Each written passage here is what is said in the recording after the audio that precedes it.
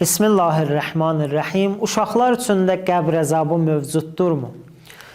Bir çox hədislərə və əqli arqumentlərə əsasən uşaqlar məsum olduqları üçün və heç bir günah sahibi olmadıqları üçün onlara qəbr əzabı yoxdur və qəbr əzabı bir növ insanların əməlləri əsasında onlar üçün təyin edilir və uşaqların heç bir qəbr əzabına səbəb olacaq bir əməlləri, günahları olmadığı üçün onlar qəbr əzabından amandadılar. Sadəcə bu məsələni qeyd etmək istəyirəm ki, bir neçə hədislərdə və bu da bir növ evlatları az yaşlı olarkən dünyasını dəyişən valideynlər üçün bir təsəlli olsun bu qeyd edəcəyim bir hədis.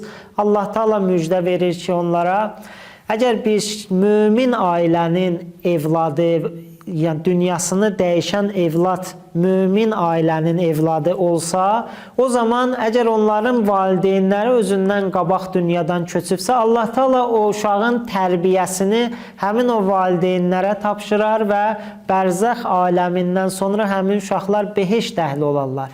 Əgər onların valideynləri dünyadan köçməsə, Allah Teala o uşaqların, mömin uşaqların tərbiyəsini Həzrəti Zəhra salamun əleyhiyə tapşırar. Bəzi hədislərə görə Həzrəti İbrahim əleyhissalama, Sara xanım salamun əleyhiyə tapşırırlar onların tərbiyəsi və ondan sonra həmin uşaqlar valideynlərinə təhvil verirlər. Amma kafir övladları barəsində yenə qeyd elədiyimiz kimi onlar barəsində qəbr əzabı yoxdur.